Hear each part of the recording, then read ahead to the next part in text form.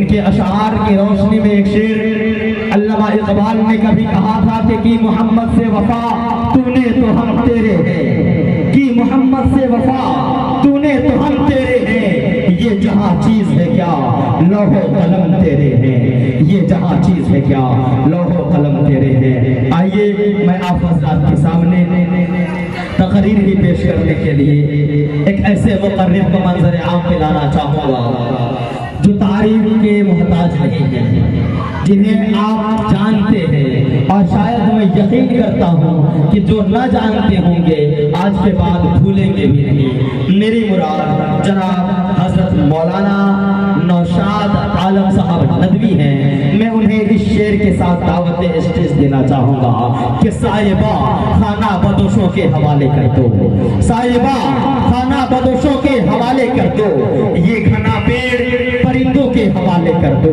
کہ صاحبہ خانہ بدوشوں کے حوالے کر دو، یہ گھنا پیڑ پرندوں کے حوالے کر دو۔ ارے ٹھنڈ کے موسم میں بھی سڑ جاتا ہے باسی کھانا، ٹھنڈ کے موسم میں بھی سڑ جاتا ہے باسی کھانا، ارے بچ گیا ہو تو کچھ غریبوں کے حوالے کر دو، بچ گیا ہو تو کچھ غریبوں کے حوالے کر دو۔ موسم وهدينا محمد صلی اللہ تعالی علیہ وسلم، اما بعد فاعوذ باللہ من الشیطان الرجیم، بسم اللہ الرحمن الرحیم۔ ما كان محمد أبا أحد من رجالكم ولكن رسول الله وخاتم النبيين، صدق الله مولانا العظيم۔ قال النبي الكريم صلى الله تعالى عليه وسلم، سيكون في أمتي 30 كذابون كلهم يزعم أنه نبي وأنا خاتم النبيين لا نبي بعدي، أو كما قال عليه الصلاة والسلام۔ سرزمین رڑیا کے غیور مسلمانوں، نوجوانوں، بزرگوں، خصوصاً کارکنان جلسہ جنہوں نے تحفظ ختم نبوت کے نام سے ایک مجلس کا انعقاد کیا ہے۔ اسٹیج پر جلوہ افروز واجب التعظیم معزز و مکرم حضرات علماء کرام، در پردہ تشریف فرما میری مائیں اور بہنیں، میں دل کی گہرائی سے تمام لوگوں کو مبارکبادی پیش کرتا ہوں کہ تحفظ ختم نبوت کے نام سے آج کے اس پروگرام کا انعقاد کیا گیا ہے۔ یہ موضوع بہت ہی حساس اور بہت ہی اہم موضوع ہے۔ اس عنوان کے 2 پارٹ ہیں، 2 حصے ہیں۔ پہلا پارٹ ہے تحفظ ختم نبوت، اور دوسرا پارٹ ہے تعلیمی بیداری۔ وقت دیا گیا ہے 25 سے 30 منٹ، اور اسی 25 سے 30 منٹ کے اندر مجھے اپنی بات رکھنی ہے۔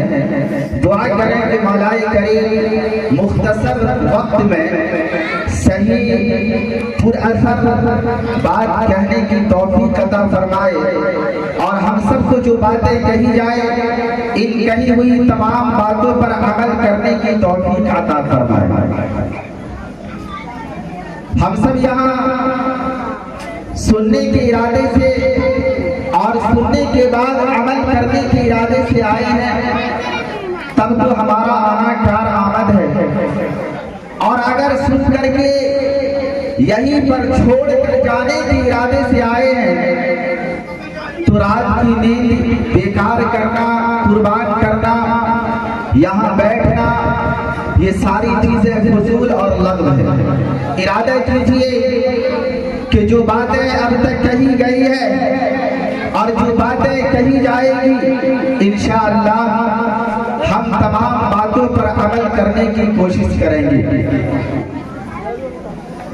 हम सबका ईमान और अकीदा है कि काली कमली वाले जनाब मोहम्मद रसूलुल्लाह सल्लल्लाहु अलैहि वसल्लम अल्लाह के आखिरी पैगंबर है, अल्लाह के आखिरी नबी है, अल्लाह के आखिरी रसूल है।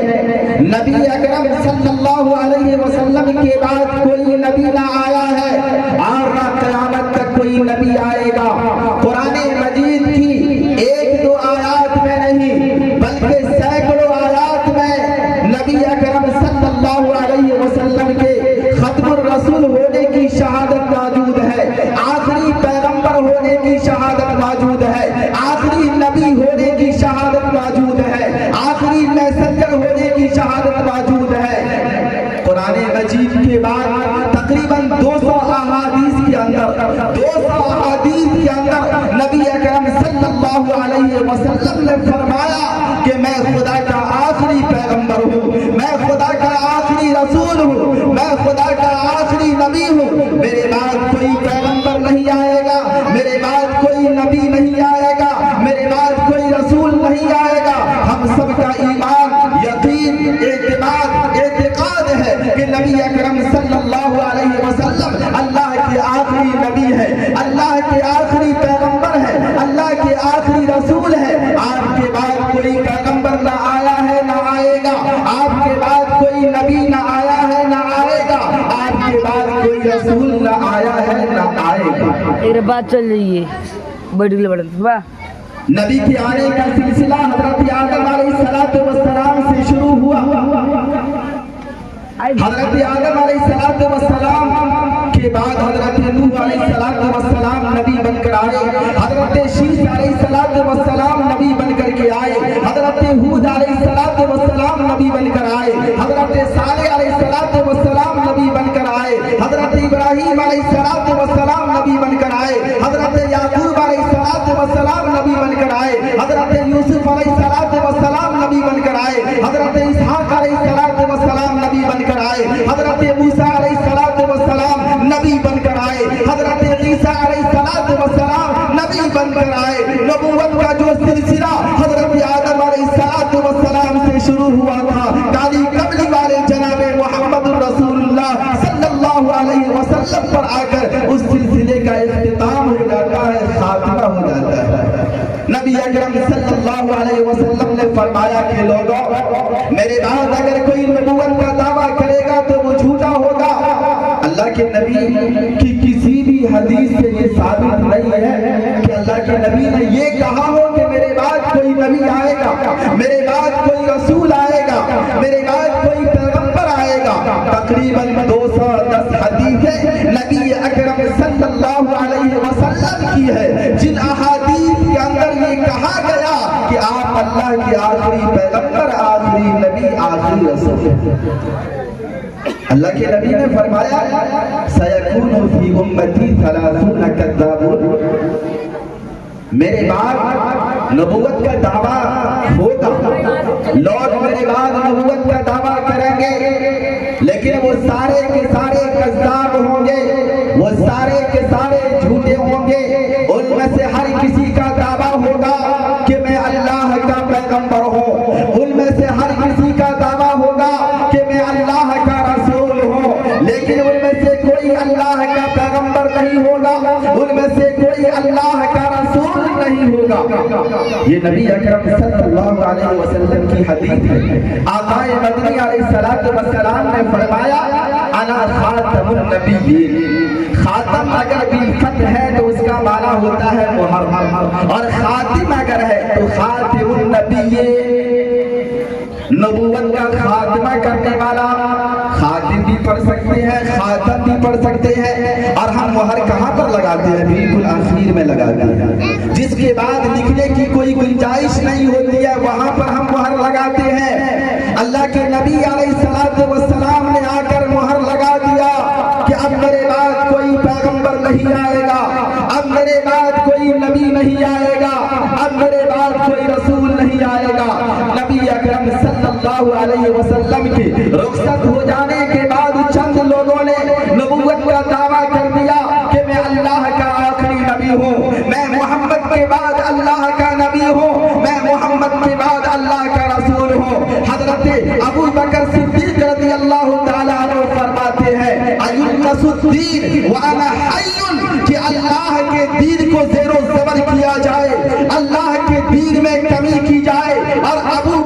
زندہ رہے یہ نہیں ہو سکتا۔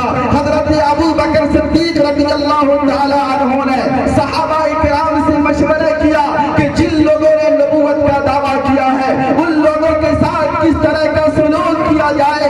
حضرت صحابہ مشورہ دیتے ہیں کہ عقیدہ ختم نبوت کی حفاظت کرنا یہ ہم میں سے ہر کسی کی ذمہ داری ہے، اس پر مہر لگ جاتا ہے۔ 11 صحابی رسول مدینہ منورہ سے نکلتے ہیں اور ان تمام لوگوں تک جنہوں نے نبوت کا دعویٰ کیا تھا ان تک پہنچتے ہیں۔ ان میں سے بعض کو کیفر کردار تک پہنچاتے ہیں اور بعض ڈر سے توبہ اور تائب کر کے مذہب اسلام میں واپس آ جاتے ہیں۔ حضرت ابو ہریرہ رضی اللہ تعالی عنہ فرماتے ہیں اللہ الذی لا الہ الا هو واللہ انا لولا ابا بکر استخلف بعد محمد صلی اللہ علیہ وسلم ما عبد اللہ، کہ نبی اکرم صلی اللہ علیہ وسلم کے بعد اگر حضرت ابو بکر صدیق رضی اللہ تعالی عنہ خلافت کی ذمہ داری نہ لیتے، خلافت کے بعد دور کو نہ سنبھالتے تو زمین پر اللہ کی عبادت نہیں کی جاتی۔ اس طرح حالات بگڑ چکے تھے، اس طرح ماحول خراب ہو چکا تھا۔ حضرت ابو ہریرہ رضی اللہ تعالی عنہ کو کہنا پڑا کہ نبی اکرم صلی اللہ علیہ وسلم کے بعد اگر حضرت ابو بکر صدیق رضی اللہ تعالی عنہ خلافت کے بعد دور کو نہ سنبھالتے تو زمین پر اللہ رب العالمین کی عبادت نہ کی جاتی۔ ایک دو نہیں بلکہ 7000 حفاظ قرآن کو حضرت ابو بکر صدیق رضی اللہ تعالی عنہ نے عقیدہ ختم نبوت کی حفاظت کے لیے شہید کروایا، اور غیر حفاظ کی تعداد اس سے کئی گنا زیادہ تھی۔ یہ سارے کے سارے عقیدہ ختم نبوت کی حفاظت کے لیے شہید ہو گئے۔ نبی اکرم صلی اللہ علیہ وسلم کی 23 سالہ زندگی میں 254 صحابہ کرام نے دین اسلام کی حفاظت کی خاطر اپنی جان کا نذرانہ پیش کیا۔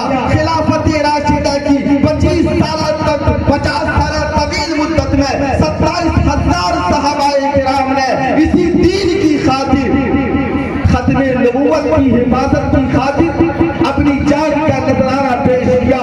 میں آپ سے پوچھوں کہ مذہب اسلام کا سب سے پہلا شہید کون ہے تو آپ نہیں بتا پائیں گے، میں بتاتا ہوں آپ کو۔ حضرت خدیجہ کبریٰ رضی اللہ تعالی عنہا کے پہلے شوہر سے جو بیٹا تھا ان کا نام حضرت زید ابن ابی حالہ رضی اللہ تعالی عنہ ہے۔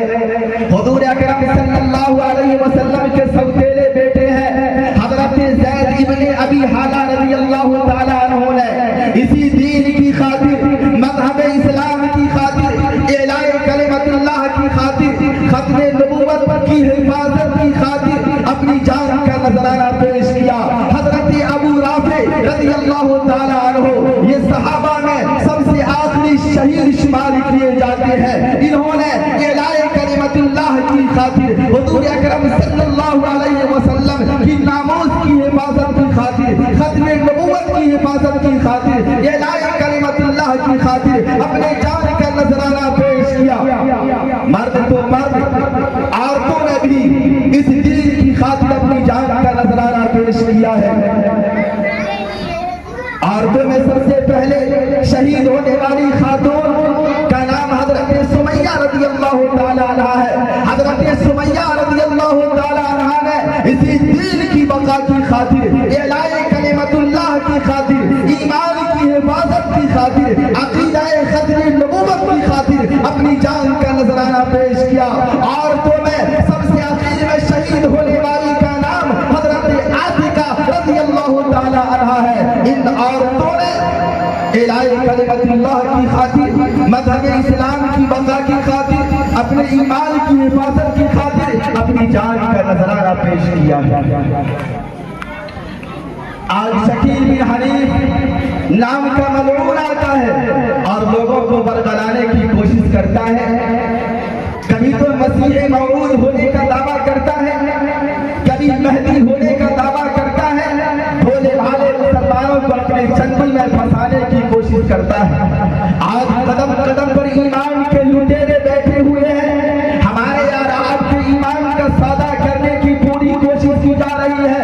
آج کے اس دور میں اپنے ایمان کی حفاظت کرنا، اپنے ایمان کی اصلاح کرنا ہر مسلمان کا اخلاقی فریضہ نہیں، دینی فریضہ نہیں، بلکہ جس طرح سے نماز فرض عین ہے اسی طرح سے ایمان کی حفاظت کرنا بھی ہمارے لیے فرض عین کے درجے میں ہے، فرض عین کے درجے میں ہے۔ کالی کملی والے جناب محمد رسول اللہ صلی اللہ علیہ وسلم کے بعد ہم کسی پیغمبر کو تسلیم نہیں کریں گے، ہم کسی نبی کو تسلیم نہیں کریں گے، ہم کسی رسول کو تسلیم نہیں کریں گے۔ شکیل بن حنیف جیسا ایک تو کیا اگر ہزاروں کی تعداد میں آ جائے اور ہم سے کہے کہ مسیح موعود ہوں، ہم سے کہے کہ میں مہدی ہوں، ہم سے کہے کہ نبی آخر الزمان جناب محمد رسول اللہ صلی اللہ علیہ وسلم کے بعد میں خدا کا پیغمبر ہوں، میں خدا کا رسول ہوں، میں خدا کا نبی ہوں، تو ایسے لوگوں کا بھرپور استقبال کیا جائے گا، باتوں سے نہیں بلکہ جوتا اور چپل سے۔ مانیں گے کسی کو؟ مانیں گے اللہ کے نبی علیہ السلام کے بعد کسی کو نبی مانیں گے؟ نہیں مانیں گے۔ کسی کو رسول مانیں گے؟ نہیں مانیں گے۔ کسی کو پیغمبر مانیں گے؟ نہیں مانیں گے۔ اللہ کے نبی علیہ السلام جناب محمد رسول اللہ صلی اللہ علیہ وسلم اللہ کے آخری نبی، اللہ کے آخری رسول ہیں۔ آپ کے بعد کوئی نبی نہیں آ سکتا، آپ کے بعد کوئی رسول نہیں آ سکتا۔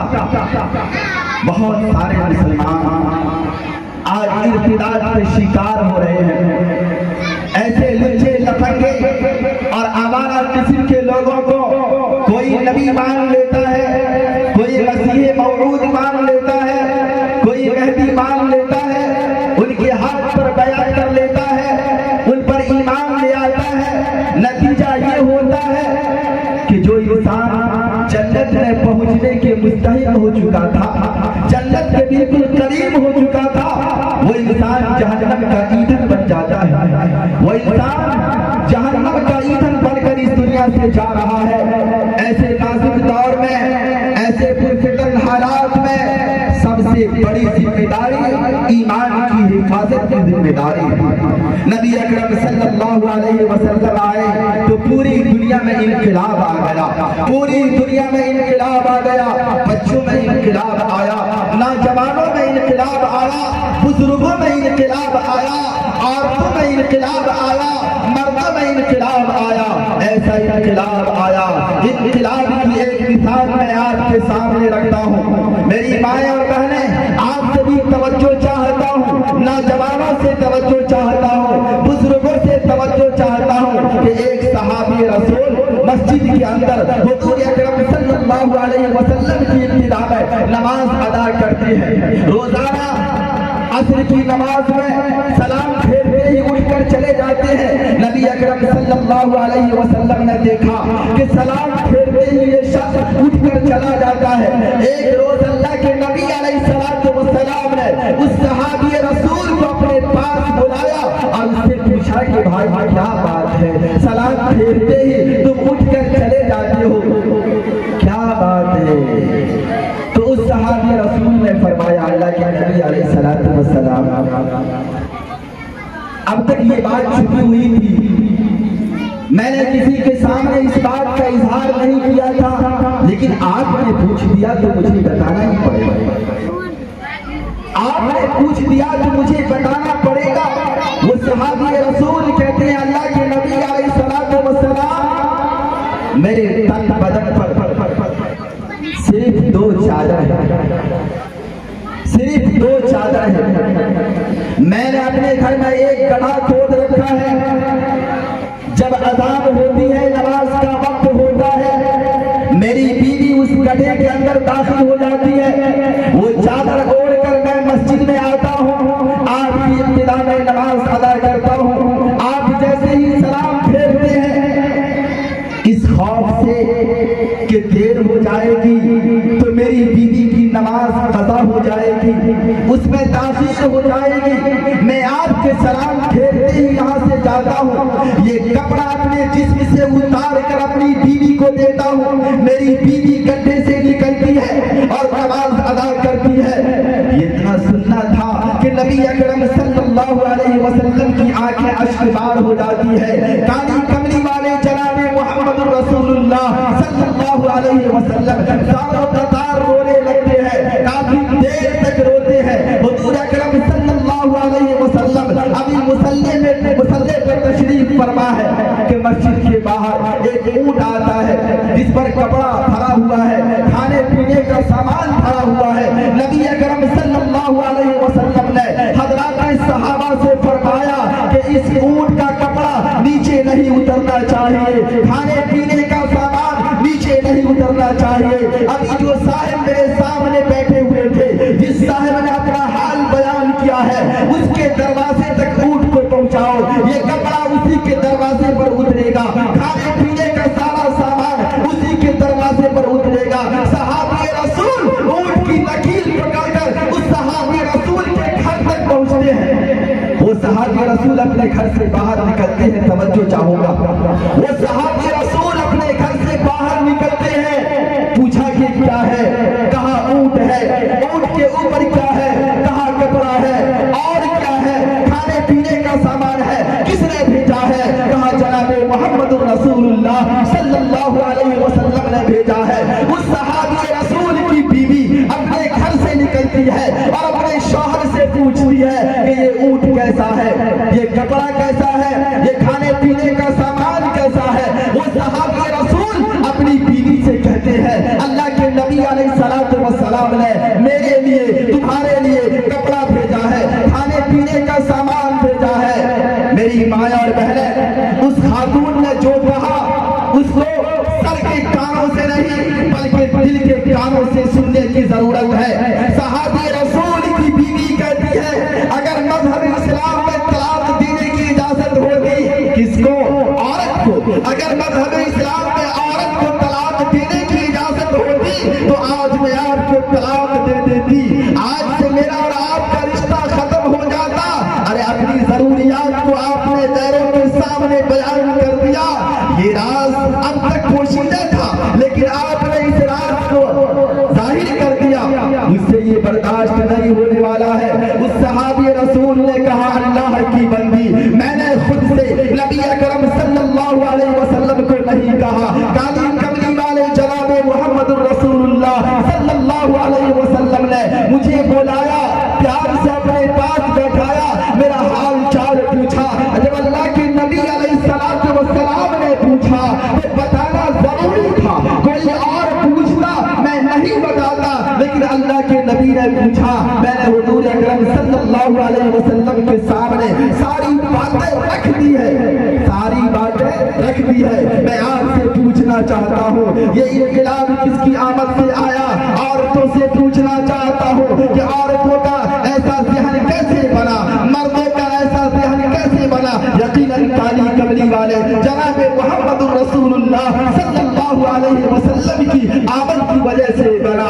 حضور اکرم صلی اللہ علیہ وسلم کا تشریف لائے، عورتوں میں انقلاب آیا، مردوں میں انقلاب آیا۔ نبی اکرم صلی اللہ علیہ وسلم کو نماز دی جاتی ہے، حضرات صحابہ کہتے ہیں اب تو مجھے اللہ سے ڈائریکٹ بات کرنے کا راستہ مل گیا، کانٹیکٹ کرنے کی راہ مل گئی ہے، طریقہ مل گیا ہے۔ اب مجھے کچھ مانگنا ہوگا، میں کسی سے نہیں مانگوں گا، میں کسی ایرے غیرے کے دروازے پر نہیں جاؤں گا، میں کسی مرد کے دروازے پر نہیں جاؤں گا، میں کسی بادشاہ کے دروازے پر نہیں جاؤں گا، میں جاؤں گا تو احکم الحاکمین کے دروازے پر جاؤں گا، یعنی اللہ رب العالمین سے براہ راست مانگ لوں گا۔ قاری ثانی فاروق صاحب نے نماز کے متعلق فرمایا، اپنا تجربہ بیان کیا۔ میں موضوع سے ہٹ کر گفتگو کر رہا ہوں، حالانکہ یہ معمول کے خلاف ہے۔ یوٹیوب پر میرا 25 بیان آپ دیکھیں گے، جو موضوع دیا جاتا ہے بس 1 گھنٹہ 1.5 گھنٹہ اسی موضوع کو پکڑ کر چلتا ہوں۔ موضوع سے ہٹنا یہ میرا معمول نہیں ہے، لیکن ہٹنا پڑے گا۔ میں قاری صاحب کے تجربہ کے بعد، قاری صاحب نے کہا کہ نماز میں فجر میں صرف 1 سے 2 آدمی رہتے ہیں، امام کی علامت۔ آج ہی میں مطالعہ کر رہا تھا تو ایک حدیث میری نگاہوں کے سامنے آئی۔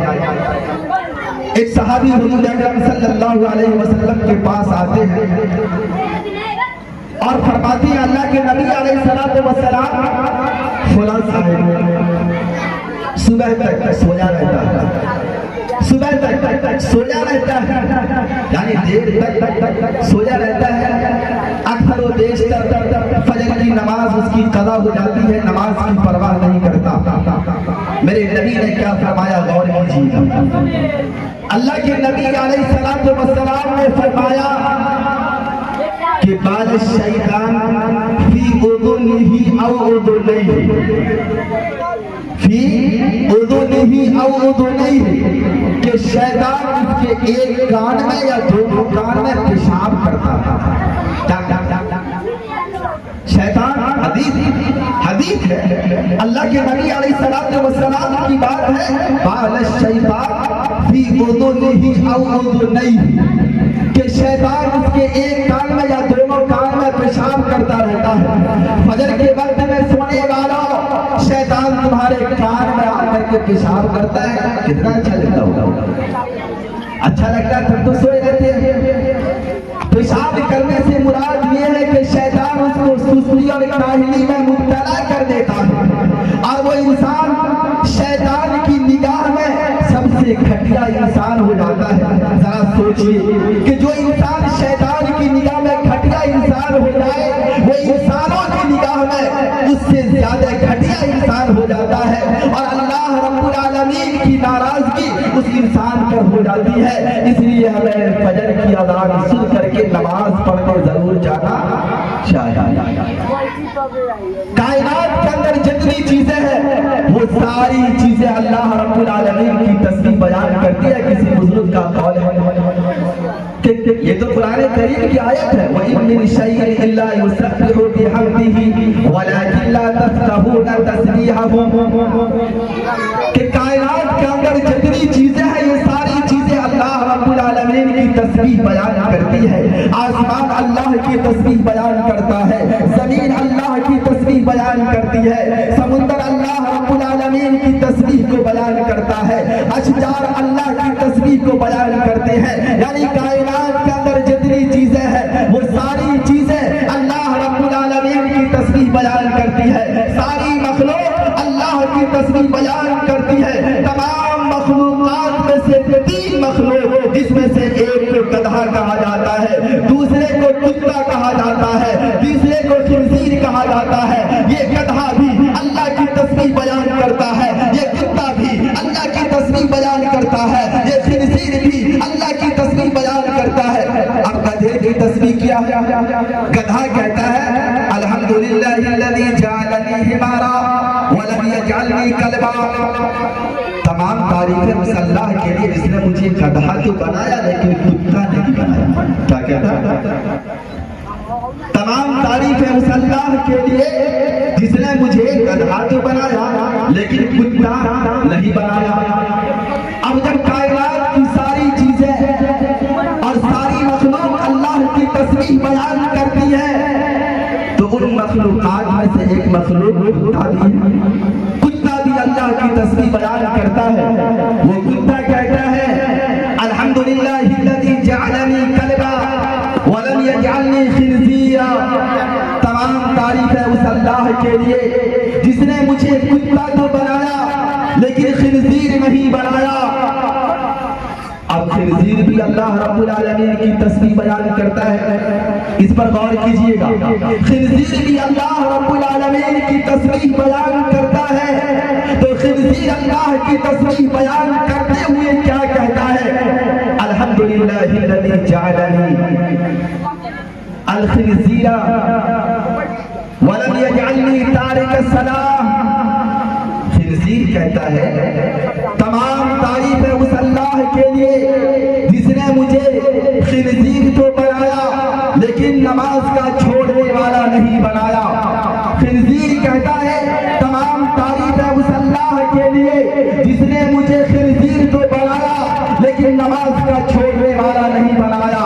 یعنی نماز کا چھوڑنے والے کا عمل خنزیر سے بھی بدتر ہے, خنزیر کے عمل سے بھی بدتر ہے. مسلمانوں انصاف کرنا, مسلمانوں اپنے گریبان میں جھانک کر دیکھنا, کیا خنزیر سے بدتر بن کر دنیا کے اندر رہنا ہے یا اللہ رب العالمین نے ہمیں سب سے افضل بنایا ہے, سب سے اشرف بنایا ہے. تو اللہ کی نگاہ میں اور انسانوں کی نگاہ میں اشرف اور افضل بن کر رہنا ہے. اگر اشرف اور افضل بن کر رہنا چاہتے ہیں تو اللہ رب العالمین نے جو حکم دیا ہے اس پر عمل کرنا ہوگا. اللہ کے آخری پیغمبر جناب محمد رسول اللہ صلی اللہ علیہ وسلم کی جو تعلیمات ہے ان پر چلنا ہوگا. تب ہم اللہ کی نگاہ میں اور دنیا والوں کی نگاہ میں اور اللہ کی تمام تر مخلوق کی نگاہ میں افضل بن کر کے رہنے والے ہوں گے, ورنہ ہمارا عمل خنزیر سے بھی بدتر ہوگا. اس لیے ہمیں چاہیے کہ نماز سے وابستہ ہو جائے. آج ہم کہتے ہیں کہ ہمارے پاس وقت نہیں ہے. آج کوئی معمولی عہدے پر آ جاتا ہے تو کہتا ہے کہ جناب وقت نہیں ہے. کیا فرصت نہیں ملتی ہے, کیسے نماز کو جائیں, کیسے مسجد کو جائیں. کسی بھی مسلمان سے کہیے کہ بھائی نماز کو آ جایا کیجیے تو وہ کہے گا کہ فرصت نہیں ملتی ہے, وقت نہیں ملتا, فرصت نہیں ملتی ہے, وقت نہیں ملتا ہے. ابو منصور یہ وزیر تھا سلطان تغرل کا, ابو منصور یہ وزیر تھا سلطان تغرل کا. اب وزیر تھا, وزیر. آج اگر معمولی مکھیا ہو جاتا ہے, معمولی میں تو کہتا ہوں ودھائک ہو جاتا ہے, سانسد بہت معمولی, میں اس کو معمولی کے درجے میں رکھتا ہوں. یہ جتنے نیچے سے اوپر تک ہے نا, بھلے ہی کسی کی نگاہ میں یہ بہت اونچے ہو سکتے ہیں لیکن میری نگاہ میں یہ بہت نیچے کے لوگ, بہت نیچے کے لوگ ہیں میری نگاہ میں. ابو منصور سلطان تغرل کا وزیر تھا, نماز کا بڑا ہی پابند تھا.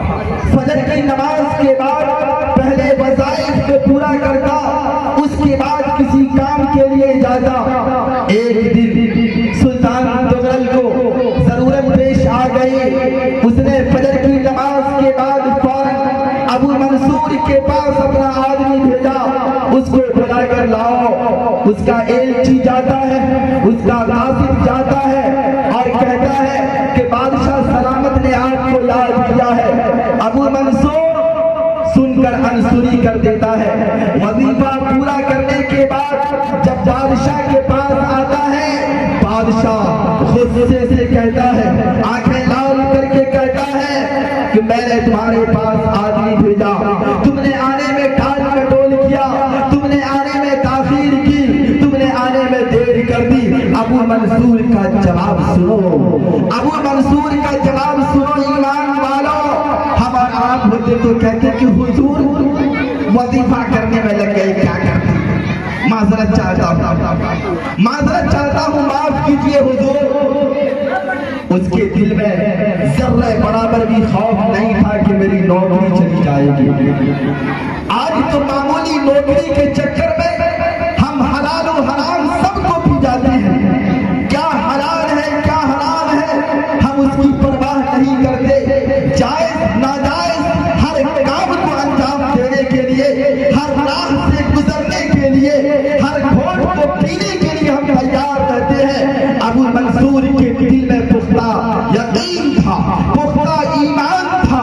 ابو منصور نے جو جواب دیا اس کو سنیے اور اس کو اپنے دل پر نقش کر لیجئے. ابو منصور نے کہا آپ بادشاہ ہیں لیکن آپ سے بڑا بادشاہ میرا خدا ہے. پہلے میں خدا کی بات کروں گا, پہلے میں خدا کی عبادت کروں گا, پہلے میں اس کے نام کا وظیفہ مکمل کروں گا, اس کے بعد آپ کی بات سنوں گا. मंजूर है तो ठीक है, वरना आपका रास्ता अलग मेरा रास्ता। ये जवाब वही दे सकता है जिसका ईमान मजबूत हो। ये जवाब वही दे सकता है जिसका अल्लाह पर यकीन हो कि बादशाह की नौकरी चंद दिनों की नौकरी है। रोजी की जिम्मेदारी अल्लाह रब्बुल आलमीन ने ले रखी है। अगर एक दरवाजा बंद हो जाएगा तो 100 दरवाजे अल्लाह खोल सकते हैं। अल्लाह रब्बुल आलमीन ने रोजी की, पानी की, हवा की, जो अहम चीजें हैं, इन तमाम चीजों की जिम्मेदारी ले रखी है। लेकिन आज हमारा ईमान इतना कमजोर हो चुका है कि हम गैरों की तरफ निगाह उठाकर देखते हैं, रब्बुल आलमीन की तरफ निगाह उठाकर नहीं देखते। आज हमारी रोजी रोटी का मसाला गैरों से वाबस्ता है, जबकि हकीकत ये है कि रोजी रोटी का मसाला किसी गैर से नहीं बल्कि अल्लाह रब्बुल आलमीन की जात से वाबस्ता है। ये यकीन हमारे दिल में होना चाहिए। ये यकीन अगर हो जाएगा तो गैरों को छोड़कर हम अल्लाह से मांगने वाले बन जाएंगे, हम अल्लाह के घर में सजदे करने वाले हो जाएंगे। बुजुर्गों, चंद बातें मैंने आपके सामने रखी है। सबसे पहली बात कि अल्लाह के नबी अलैहिस्सलातु वस्सलाम की बात कोई नबी नहीं, कोई पैगंबर, कोई रसूल नहीं। चाहे हमें आग में जला दिया जाए या आरे से चीर दिया जाए या फांसी के फंदे पर लटका करके पूछा जाए कि मोहम्मदुर रसूलुल्लाह के बाद भी कोई नबी, हमको बस यही कहना है कि उसके बाद कोई नबी नहीं, कोई रसूल नहीं, कोई पैगंबर। पूरे यकीन के साथ, पूरे इत्मीनान के साथ कि अल्लाह के नबी अलैहिस्सलातु वस्सलाम के बाद कोई नबी नहीं, कोई पैगंबर नहीं, कोई रसूल नहीं। दूसरी बात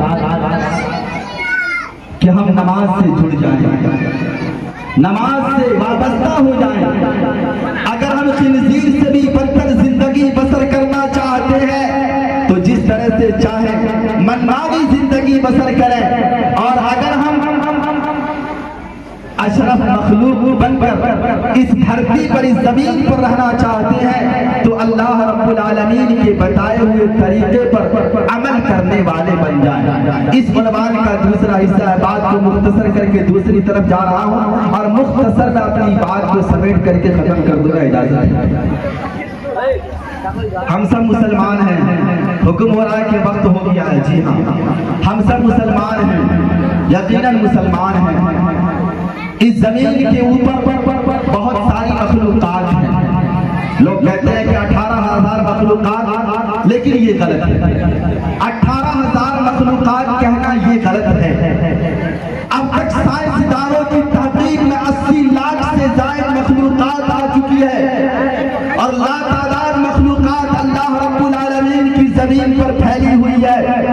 इन लातादार मखलूकात में अल्लाह रब्बुल आलमीन ने सबसे अफजल, सबसे अशरफ अगर किसी को बनाया तो हजरत इंसान को बनाया। क्यों बनाया? तौरात से पूछिए, तौरात बिल्कुल खामोश है। ज़बूर से पूछिए, ज़बूर बिल्कुल खामोश है। इंजील से पूछिए, इंजील बिल्कुल खामोश है। सोहफ़े मासबक यानी इन किताबों के अलावा जो सहीफ़े हैं उन किताबों से पूछिए कि हजरत आदम अलैहिस्सलातु वस्सलाम को अल्लाह रब्बुल आलमीन ने तमाम मखलूकात पर, यहाँ तक के फरिश्तों पर भी फजीलत दी है। उस फजीलत की वजह क्या है, उस फजीलत का सबब क्या है, ये किताबें आपको नहीं बताएगी, लेकिन कुरान बता रहा है। कुरान कह रहा है वअल्लम आदम अल-अस्माअ कुल्लहा सुम्मा अरदहुम अलल मलाइका फक़ाल अंबिऊनी बिअस्माइ हाउलाई इन कुंतुम सादिकीन। कुरान कह रहा है, कुरान कह रहा है।